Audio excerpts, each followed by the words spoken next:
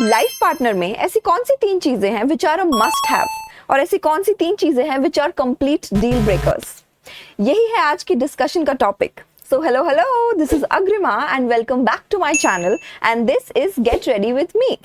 आपको याद होगा मेरी लास्ट वीडियो में मैंने ये डिस्कस किया था कि जब आप अपना लाइफ पार्टनर ढूंढ रहे होते हो तो बहुत सारी आपके लाइफ में आपको कंफ्यूजन्स होती हैं कि आपको कैसे लाइफ पार्टनर को ढूंढना चाहिए, कैसे उस इंसान को पहचानना चाहिए सही तरीके से. तो मैंने एक चीज़ बताई थी कि एक लिस्ट बनाओ अपने इम्पॉर्टेंट चीज़ों की, ऐसी 10 चीज़ों की जो आपको ज़रूर चाहिए, ऐसी 10 चीज़ों की जो आपको बिल्कुल नहीं चाहिए, और उनमें से आइडेंटिफाई करो 3 ऐसी चीज़ें जो उन ज़रूरी चीज़ों में से सबसे ज़्यादा ज़रूरी है, जिनके बिना आपका काम नहीं चलता, और 3 उन चीज़ों में से जो आपने एक नेगेटिव लिस्ट बनाई थी कि ये आपको नहीं चाहिए, बट उनमें से 3 एक्सट्रीमली नेगेटिव चीज़ें जो हो तो it's a deal breaker for you. तो ये आइडेंटिफाई करने के लिए मैंने आपको अपनी प्रीवियस वीडियो में बोला था. सो आज जो मैं आपके साथ डिस्कस करने वाली हूँ वो ये करने वाली हूँ कि मैं जब अपना लाइफ पार्टनर ढूंढ रही थी तो मेरी वो कौन सी 3 सबसे इम्पॉर्टेंट चीजें थी जो मैं ढूंढ रही थी अपने लाइफ पार्टनर में, जो मुझे मिल गई. एंड ऐसी कौन सी 3 चीजें थी जो मेरे लिए कंप्लीटली डील ब्रेकर्स थी, वो मैं आज डिस्कस करूंगी आपके साथ रेडी होते होते. So let's get started. तो सबसे पहले स्किन प्रेप मॉइस्चराइजर.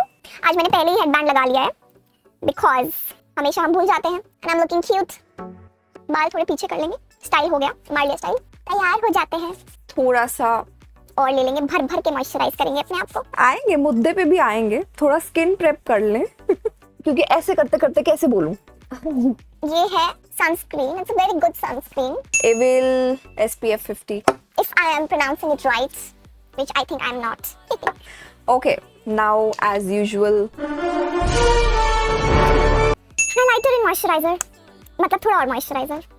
So अब जाते हैं उस टॉपिक पे जो मैं आपको बताने वाली हूँ.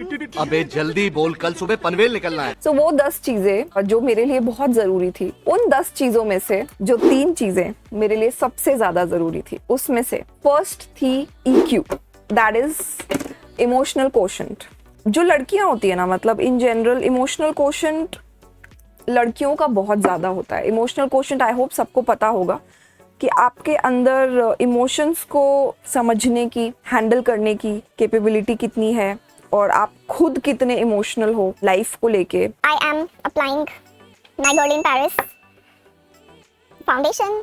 उफ ये बाल. सो ऐसा कुछ नहीं है कि इमोशनल जो नहीं होते हैं वो अच्छे नहीं होते हैं और समथिंग. हर किसी के लिए कोई ना कोई सही इंसान बना है जो उस इंसान के लिए सही है. बट मेरे केस में क्या था कि मैं बहुत इमोशनल हूँ. I am a very emotional person.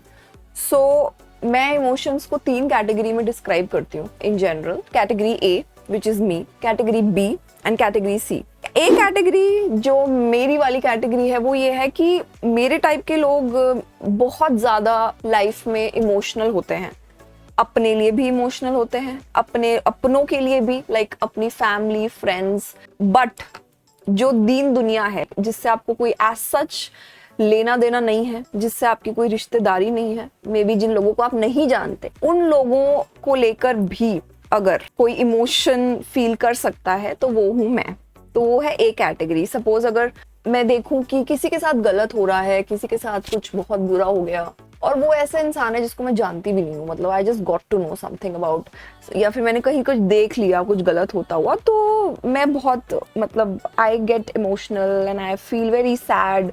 या कुछ इंटेंस ही हो गया तो मतलब मेरी आंखें भी कभी नम हो जाएंगी. सो आई एम लाइक दैट. तो मैं भर भर के इमोशनल हूँ भाई, और कुछ भी होता है, और मैं सेंसिटिव भी हूँ, तो कुछ होता है तो मेरे को इजीली रोना भी आ जाता है. And not that I am not strong, क्योंकि लोग बोलते हैं कि जो लोग इजीली रो लेते हैं वो स्ट्रॉन्ग नहीं होता. ऐसा कुछ नहीं होता. बहुत फाइन लाइन होती है दोनों चीज़ों में, but I will not get into that in this video. तो बेसिकली मुझे अपने लिए एक ऐसा इंसान चाहिए था जो मेरे उन इमोशंस को, जो इतने भर भर के इमोशंस हैं, उन इमोशंस को समझ पाए. तो मेरा EQ, मेरा इमोशनल कोशेंट तो बहुत ही ज्यादा हाई है लाइफ में. ठीक है, तो अब मुझे चाहिए कि मुझे कोई उस लेवल पे समझे कि वो ये ना सोचे कि भाई इतना क्या इमोशनल होने वाली बात है. मतलब वो बात बात पे उसको ये फील ना हो कि यार इतना भी क्या हो गया, या फिर it's not a big thing or anything. Like ही at least have that much emotion कि वो ये समझ पाए कि where I am coming from. तो ये मेरी थी ए कैटेगरी। अब बी कैटेगरी के लोग होते हैं जो अपनी जिंदगी को लेके भी इमोशनल हैं और अपनों को लेकर भी इमोशनल है, लाइक आपकी फैमिली को लेके, आपके फ्रेंड्स को लेके, बट दीन दुनिया में उतना उन्हें नहीं फर्क पड़ता कि क्या चल रहा है। So they are a balance of logic, practicality और इमोशन, दोनों चीजों में एक बैलेंस क्रिएट करके अपनी लाइफ में रखते हैं। तो मुझे कोई ऐसा चाहिए था सो दैट अगर तो वो ए ही कैटेगरी होगा, सपोज मेरी ही कैटेगरी का वो इंसान मुझे मिल गया कि वो बिल्कुल मेरे जैसा है, तो हम दोनों ही मतलब बहुत इमोशनल, तो it will be very difficult to cope with day to day life, क्योंकि डे टू डे लाइफ में यार लॉजिक लगा के प्रैक्टिकलिटी सब कुछ इंपॉर्टेंट है, right? I am blending my foundation. तो मुझे चाहिए था बैलेंस, बी कैटेगरी। और तीसरी कैटेगरी होती है सी कैटेगरी, जिसके मैक्सिमम लोग हैं आज के डेट में। एटलीस्ट मेरे को जो टकराए थे जब मैं अपने लिए लाइफ पार्टनर ढूंढ रही थी और मैंने लोगों से बात की। C category, the most selfish, self centred, they don't care about anybody, they don't care about anybody's emotions, they don't have any such emotions apart from themselves, उनको खुद से ही फर्क पड़ता है। So that is the category which I can not cope up with. मतलब it's not that कि वो लोग बुरे हैं, मतलब I won't comment on that, लेकिन मेरे साथ वो इंसान कभी भी चल नहीं सकता है। This is a concealer.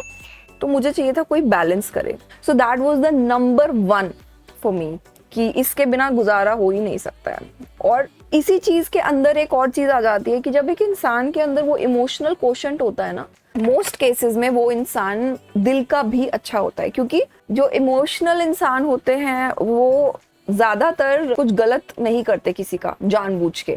सो वो नेचर में भी अच्छे होते हैं, अपने फायदे के लिए वो लोगों को हर्ट नहीं करते। तो मतलब वही जो एक चीज इंपॉर्टेंट होती है ना, क्योंकि देखो लुक्स अपनी जगह होता है, नेचर ऐसी चीज है जो आप बहुत लोगों से आपने सुना होगा, और ये फैक्ट है कि जब आपकी शादी हो जाती है और शादी को 5, 6, 7, 10 साल हो जाते हैं, तो after a point of time ना वो जो आपका प्यार है वो सब है, बट कहीं ना कहीं जो लाइफ आपको चीजें दिखाती है, that takes a front seat, and that love and everything that you feel वो इनिशियल टाइम में वो रहता है, बट सिर्फ उसके बेसिस पे आप जिंदगी नहीं बिता सकते। तो उस इंसान का नेचर अच्छा होना सबसे पहली प्रायोरिटी है, किसी भी चीज से पहले, चाहे वो कुछ भी हो सकता है। क्योंकि मुझे इतनी क्लैरिटी मिल गई थी कि अगर जिंदगी खुशी से बितानी है तो एक इंसान आपके जिंदगी में ऐसा होना चाहिए जिसके साथ आपको एक छत के नीचे रहना है, एक रूम में रहना है, जिसकी थॉट्स आपके थॉट्स के साथ इस तरीके से अलाइन करे कि जो आपका कोर है, आपकी जो वैल्यूज हैं वो मैच करनी चाहिए। ये सेट कर लेते हैं, फिर आगे की बात करेंगे।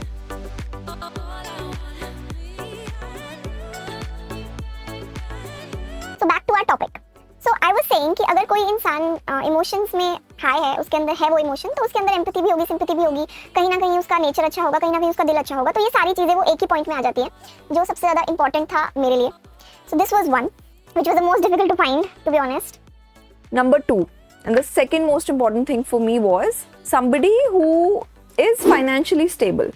बिकॉज मुझे ज़िंदगी में बहुत कुछ करना था, मुझे ज़िंदगी में बहुत आगे बढ़ना था, और मैं चाह रही थी कि somebody who's as ambitious as I am.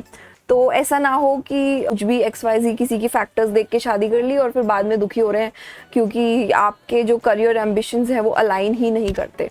So I needed somebody जो फाइनेंशियली इस लेवल पे स्टेबल हो कि मैं ज़िंदगी में जो करना चाहती हूँ मैं वो परस्यू कर सकूँ, और वो चीज़ वर्कआउट करे ना करे, बट ऐसा ना हो कि मेरे ऊपर वो तलवार लटकी रहे कि नहीं, अगर मैं 4 पैसे नहीं कमा रही हूँ तो भाई घर ही नहीं चल रहा है। मतलब ऐसा ना हो। मुझे बहुत कुछ करना है ज़िंदगी में, लेकिन आगे क्या होगा वो किसी को नहीं पता। सब ट्राई करते हैं, सब बहुत सारी चीज़ें ट्राई करते हैं। ऐसे ही मैं बहुत सारी चीज़ें लाइफ में करना चाहती हूँ, बट मुझे ये नहीं पता ना कि मैं कहाँ पहुँचूंगी। सो आई वॉन्टेड समबडी जिसका फाइनेंशियल स्टेटस इस लेवल पे एस्टैब्लिश्ड है कि भाई हम दोनों मिलके एक अच्छी लाइफ स्पेंड कर सकते हैं। जो जिंदगी, जिस तरीके की जिंदगी, जो स्टैंडर्ड ऑफ लिविंग मैं देखते हुए बड़ी हुई हूँ या करंटली मैं उस वक्त जी रही थी, एटलीस्ट उतना हो या उससे बेटर हो। क्योंकि उससे कम होगा तो बहुत बोलने की बातें होती हैं ये कि ओ हो दिस इज तो बीइंग वेरी, ऐसा लोग बोलते हैं, लेकिन एक्चुअली में लाइफ में of course at the end of the day जब जिंदगी की बात आती है तो money is very important, money brings happiness also. तो ऐसा कुछ नहीं है कि money doesn't bring happiness and all, ये सब फालतू की बातें हैं। और आई ऑलवेज वॉन्टेड कि हम दोनों थ्राइव करें, हम दोनों एम्बिशियस हों, हम दोनों अचीव करें, इकट्ठे ट्रैवल करें, बहुत सारी चीज़ें इकट्ठे करें। और उसके लिए ये ज़रूरी था कि उस इंसान का फाइनेंशियली स्टेबल होना, और आपके माँ बाप भी आपके लिए यही देखते हैं, क्योंकि ऑफ कोर्स लाइक सिर्फ हवा पानी और प्यार पे जीवन नहीं चलता है, पैसा भी बहुत ज़रूरी है। So yes, that was the second most important factor, that somebody that I am marrying can give me a similar और बेटर स्टैंडर्ड ऑफ लिविंग जो मैं पहले से जी रही थी। क्योंकि मैं बहुत मस्त जिंदगी जीने वाली, I have always been a very fun loving person. मैं एक्सपीरियंसेस पे स्पेंड करना पसंद करती हूँ, not somebody who is just earning and not doing anything and just saving for whatever reason. I believe in saving but I believe in spending also, और I believe in spending on experiences also. तो वो सब कर पाएँ इकट्ठे, वो अच्छा standard of living हम जी पाएँ इकट्ठे, वो सब बहुत ज़रूरी था। So that was number 2। So now I am applying eyeshadow, little bit of it. बहुत ज़्यादा नहीं करेंगे because I want a little natural look today. तो एकदम लाइट सा अप्लाई कर रही हूँ। सो थर्ड फैक्टर क्या था जो मुझे चाहिए था? Any guesses? थर्ड फैक्टर था जो आई थिंक आज की डेट में हर किसी का पहला फैक्टर होता है, Good looks, and good looks. तो या एक वक्त था जब ये मेरा पहला फैक्टर हुआ करता था, बट वक्त के साथ मुझे ये पता चला कि भाई अगर इंसान की फितरत, इंसान की नेचर अच्छी नहीं है तो क्या तुम उसकी शक्ल का अचार डालोगे, उसकी आरती उतारोगे? अगर वो नेचर में ही तुमसे अच्छा नहीं है, तुमसे रिस्पेक्टफुली बात नहीं करता, तुम्हारे ओपिनियंस की रिस्पेक्ट नहीं करता, तुम्हारी रिस्पेक्ट नहीं करता, या फिर दुनिया में लोगों के साथ अच्छा बिहेव नहीं करता, या फॉर वॉट एवर रीजन, मतलब उसका नेचर अच्छा नहीं है, तो चाहे वो कितना ही खूबसूरत हो माई girl, at the end of the day you will and up not liking him. Because अगर तुम अच्छे हो तो तुम्हें अगर कोई मिले जो बिल्कुल ही अच्छा ना हो नेचर में, और सेल्फिश हो या किसी भी सेंस में अच्छा ना हो, तो अल्टीमेटली तुम उससे प्यार नहीं कर पाते हो, ये फैक्ट है। तो जो लुक्स जनरली आज के डेट में हर किसी के नंबर 1 पे होते हैं, मेरे भी थे, मैंने अपनी जर्नी में सीखा कि लुक्स इंपॉर्टेंट होने चाहिए। ऐसा नहीं मैं बोल रही हूँ कि लुक्स इंपॉर्टेंट ही नहीं होने चाहिए, किसी किसी के लिए नहीं भी होते, बट मोस्टली लोगों के लिए तो सबसे पहले ज़रूरी है, मेरे लिए भी था। बट अल्टीमेटली आई बिलीव कि लुक्स से पहले नेचर ज़रूरी है, स्टेबिलिटी ज़रूरी है, एंड फिर लुक्स मेरे लिए एटलीस्ट थर्ड नंबर पे थे। और डेफिनेटली उन 10 में से 3 चीज़ों में लुक्स इसलिए थे क्योंकि आई have always bin you know a very ऐसा टिप टॉप रहना, रेडी होके रहना, कहीं जाना। सर वांटेड कि यार कोई हो जो जिसके साथ मैं अच्छी लगूं, जो मेरे साथ अच्छा लगे, हम दोनों एक दूसरे को कॉम्प्लीमेंट करें, हम प्राउडली दुनियादारी में एक दूसरे के साथ घूमे फिरें, वो भी मैं भी। आई वॉन्टेड समबडी जिसको देख के आई फील अट्रैक्टेड, बिकॉज वो बहुत ज़रूरी है। तो फाइनली जो मुझे समझ में आया अल्टीमेटली कि हाँ, ये 3 ऐसी चीज़ें हैं जिनके बिना भाई मेरा गुजारा तो नहीं है। और बाकी जो मेरी लिस्ट थी जिसमें और भी चीज़ें थी जो मुझे चाहिए थी, वो फिर भी ऐसी चीज़ें थी जैसे सिटी हो गई, या फिर ईटिंग हैबिट्स हो गई, या कुछ भी हो सकता है। जैसे मैं वेजिटेरियन हूँ तो मेरी प्रेफरेंस थी वेजिटेरियन, बट मेरा डील ब्रेकर नहीं था कि अगर नॉन वेजिटेरियन होगा तो मैं शादी ही नहीं करूँगी, ऐसा नहीं था। तो इसी तरीके से कुछ और फैक्टर्स थे जिन पे मैं फिर भी कॉम्प्रोमाइज़ करने के लिए रेडी थी, बट मुझे नहीं करना पड़ा। नजर ना लगे। But when I met my husband Mayank, he had everything that I ever wished for, not just 3 but everything. So या फिर lucky. okay, so continuing with the deal breakers, क्योंकि जिंदगी में बहुत सारी अच्छी अच्छी चीज़ें हैं तो कुछ बुरी आदतें भी होती हैं जो आपको नहीं चाहिए होती, और कुछ ऐसी चीज़ें भी होती हैं जो नेचर ही बहुत डिफरेंट होता है तो वो आपको नहीं चाहिए होता। मैंने थोड़ा सा डार्क वाला आई शैडो अंडर द आई लगा लिया है बिना बताए आपको। सो मैं थोड़ा सा काजल अप्लाई कर रही हूँ। खुल जा ना भाई, ये तो नहीं खुल रहा है आज। 2 hours later. थोड़ा सा मैं काजल अप्लाई कर रही हूँ। तो डील ब्रेकर्स में मेरे कुछ ऐसी चीज़ें थी जो मोस्टली नेचर रिलेटेड थी, एज सच हैबिट रिलेटेड नहीं। तो डील ब्रेकर्स में जो सबसे पहला पॉइंट था मेरे लिए कि अगर बंदा ऐसा हुआ तो भाई ना हो पाई, नमस्कार भाई साहब। that was somebody who is boring. एक बोरिंग इंसान के साथ रह के मुझे अपनी जिंदगी बोरिंग नहीं करनी थी। सो डील ब्रेकर मेरे लिए ये था कि अगर वो इंसान बोरिंग हुआ, फन लविंग नहीं हुआ, बिकॉज मैं बहुत फन लविंग हूँ, मुझे सब कुछ करना है जिंदगी में। सो आई डोंट वांट समबडी कि रात को बारिश हो रही है, रोमांटिक मौसम है और मे बी रात को 1-2 बज रहे हैं और हम जागे हुए हैं, और अगर मन कर रहा है कि लॉन्ग ड्राइव पे चलते हैं और मैं उसे बोलूं कि baby let's go on a long drive, और वो बोले ये कोई टाइम है लॉन्ग ड्राइव पे जाने का, सो जा चुपचाप। रोमांस की हो गई ऐसी तैसी। So it was a small example, but बहुत सारी चीजें होती हैं यार जिंदगी में। Life should be fun, at least I am like that. बहुत सारे ऐसे लोग होंगे जो एकदम होम सिक और इंट्रोवर्ट होंगे, उनके लिए तो चलो अलग फैक्टर्स होंगे, बट मैं वैसे नहीं हूँ। तो मुझे तो भाई कतई नहीं चाहिए था मेरा बंदा जो बिल्कुल ही ऐसा बोरिंग हो। So that was the number 1 factor कि भाई बोरिंग नहीं होना चाहिए बंदा। तो काजल is done.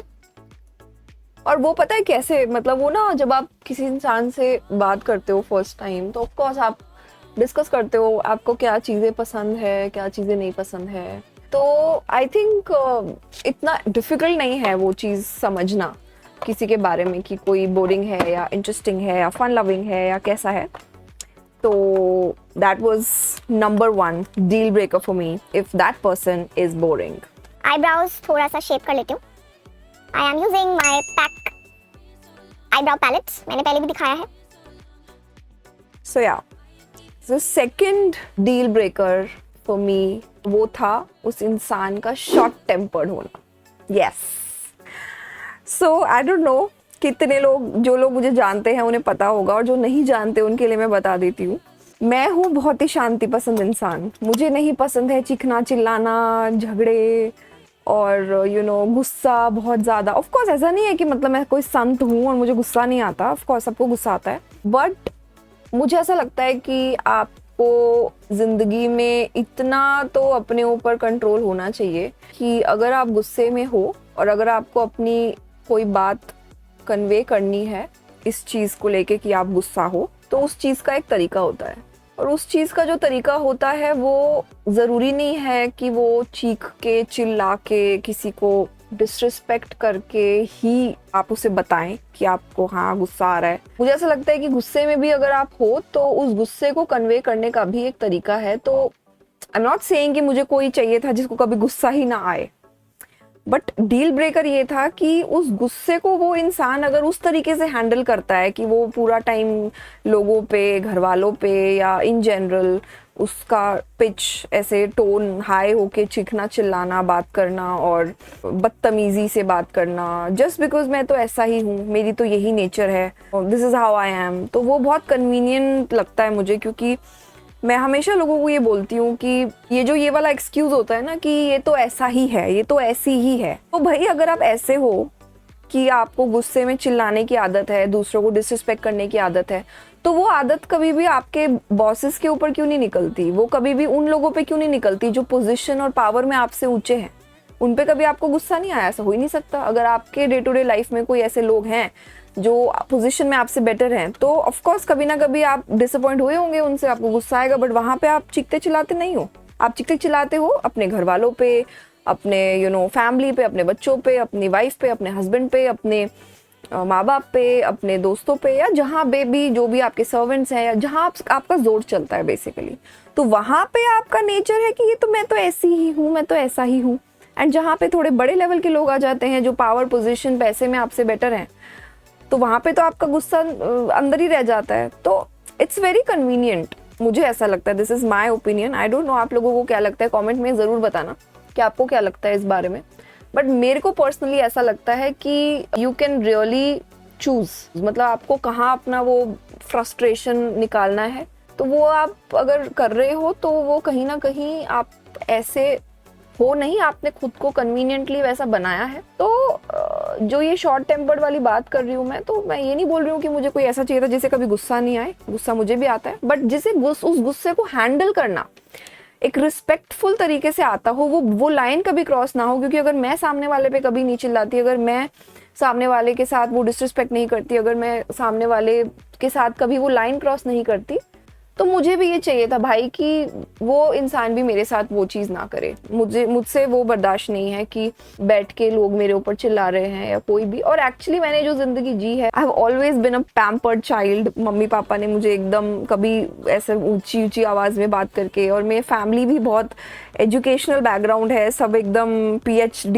In Sanskrit and all, तो बहुत शांत है मेरी फैमिली। तो इसलिए मैं भी ऐसी हूँ, और इसीलिए उन्होंने हमें बड़ा भी ऐसे ही किया है कि एकदम शांति पसंद एनवायरनमेंट हमेशा। एंड देन एकेडमिक्स में, स्कूल में मतलब मैं उसी स्कूल में थी जिस स्कूल में मेरी मदर पढ़ाती थी। तो एक होता है ना एक इमेज अपनी मॉम का जो मुझे हमेशा मेंटेन करके रखना था। तो आई वाज अ वेरी अच्छा बच्चा in school also, this is how I grew up. तो कॉलेज में भी आई वाज गुड एकेडमिकली। मुझे आदत नहीं थी कि लोग मुझे कुछ बोल रहे हैं, कुछ सुना रहे हैं, बिकॉज़ मैं अपनी कोई तारीफें नहीं कर रही हूँ, trust me. But I am just saying कि मैं ऐसा कोशिश करती थी कि मुझसे कोई ऐसी चीज़ें हो ही ना कि मतलब मुझे किसी की सुननी पड़े। तो हर जगह बहुत ही प्यार और रिस्पेक्ट मिली, तो वो गलत सुनने की आदत नहीं डाली कभी भी। मतलब क्यों किसी का गलत सुनना, राइट? जब आप किसी को कुछ गलत नहीं कर रहे हो, किसी का के साथ कुछ गलत नहीं कर रहे हो, किसी को कुछ गलत बोल नहीं रहे हो, किसी का गलत सोच नहीं रहे हो, तो फिर आप अपने लिए क्यों वो एक्सेप्ट करोगे, राइट? जो गलत एक्सेप्ट करता है वो भी गलत होता है, मुझे ऐसा लगता है। तो मुझे था कि मुझे कोई ऐसा इंसान नहीं चाहिए जो पागल हो जाता हो गुस्से में, कुछ भी कर दिया, कुछ भी बोल दिया, अब्यूज़ कर लिया। एक लाइन होती है हर रिश्ते की जो कभी क्रॉस नहीं होनी चाहिए, एक रिस्पेक्ट की लाइन होती है जो कभी क्रॉस नहीं होनी चाहिए। हाथ वाथ उठाना तो बहुत दूर की बात है। मैं तो सिर्फ वो तो बिल्कुल ही वो तो है ही नहीं, पिक्चर में ही नहीं है। बट मैं तो एक जनरल बात कर रही हूँ कि एक बात करने का भी तरीका होता है, तो वो बहुत रिस्पेक्टफुल होना चाहिए, चाहे आप गुस्से में हो या कुछ भी हो। तो second most important thing for me was this. तो जब भी आप अपना लाइफ पार्टनर ढूंढ रहे हो तो आपको ये बहुत ज़रूरी है कि ये पता करना कि आप खुद कैसे हो, और आप क्या बर्दाश्त कर सकते हो और आप क्या बिल्कुल बर्दाश्त नहीं कर सकते। खुद को जानना बहुत ज़रूरी है, तभी तो आप अपने लिए करेक्ट पार्टनर को चूज कर पाओगे, right? So applying mascara, that expression of mascara.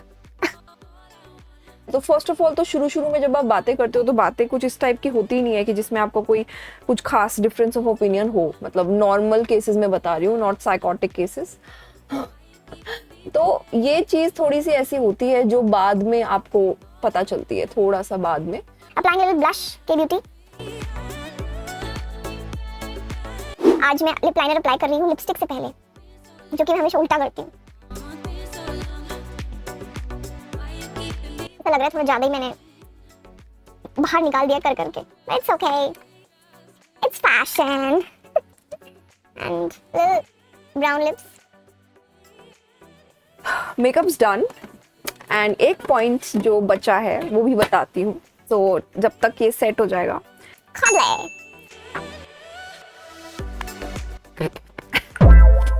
ज्यादा लगा लिया। So the third point which was a deal breaker for मी, कि अगर किसी को ट्रैवलिंग नहीं पसंद, like how can anybody not like travelling. और ये पॉइंट ना मेरी लिस्ट में था भी नहीं, honestly. I came across a couple of people who are like that, because मैं ये अज्यूम करके चलती थी कि भाई जिंदगी में ट्रैवल करना तो भाई हर किसी को पसंद होता है। मतलब this was my assumption, but I was wrong. May be ज़्यादातर लोगों को पसंद होगा, बट ऐसे कुछ प्राणी भी हैं दुनिया में जिनको सिर्फ घर पे बैठना पसंद है। अब आई डोंट नो वो जानबूझ के उनको, क्योंकि they don't like spending money और they don't like to spend on experiences, या कुछ भी हो सकता है कि वो बस बोल देते हैं कि हमें पसंद नहीं है। मुझे तो लगता है कि कैसे पसंद नहीं हो सकता किसी को ट्रैवल करना। इट्स समथिंग लाइक पूरी दुनिया में कितना कुछ है यार, आपका मन नहीं करता कि आप उसको देखो और यू फील कि ओ माय गॉड ये भी है दुनिया में। I think it's a very weird thing to not like.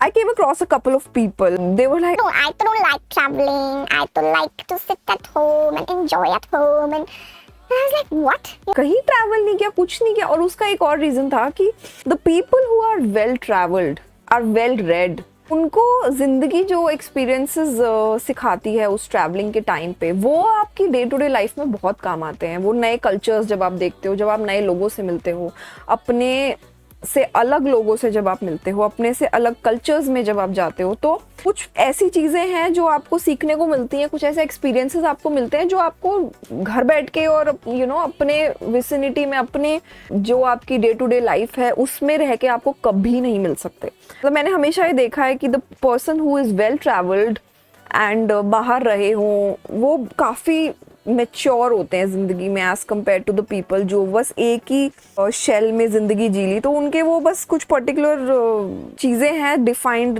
वो कभी उस चीज़ से बाहर ही नहीं निकल पाते. So basically they are not broad minded at all, वो नैरो माइंडेड सी सोच के रह जाते हैं लोग एंड ऑल. मतलब मोस्टली ऐसा होता है, आई don't no, not all cases में बी, एटलीस्ट जो मैंने देखा लोगों में, जो मैंने एक्सपीरियंस किया. तो ऐसे कुछ लोगों से बातचीत करने के बाद मैंने रियलाइज़ किया कि भाई ये भी पॉइंट ऐड करना पड़ेगा, और ये तो भाई डील ब्रेकर है कि अगर किसी को ट्रैवलिंग नहीं पसंद, नहीं भी किया तो इट्स फाइन, बट पसंद होना ज़रूरी है कि आगे जाके जब हमारे पास मौका होगा एंड सिचुएशन होगी तो हम एटलीस्ट ये सिचुएशन ना हो ना कि भाई पसंद ही नहीं है तो जाएंगे ही नहीं, राइट? तो यस, तो that was the third deal breaker कि मुझे ट्रैवलिंग नहीं पसंद. मैं इसे ट्राई कर रही हूँ ऐसे कुछ पोनी बना के देख के कि इज इट लुकिंग बेटर और नॉट.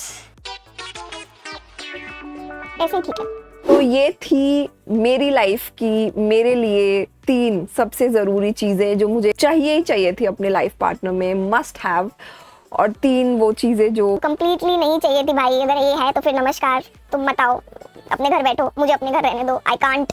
और कमेंट्स में आप ज़रूर बताओ कि आपके लिए ऐसी कौन सी 3 चीज़ें हैं जो बहुत इंपॉर्टेंट है अब सोच के, क्योंकि आई डोंट थिंक कि हर कोई ये सोच के बैठता है.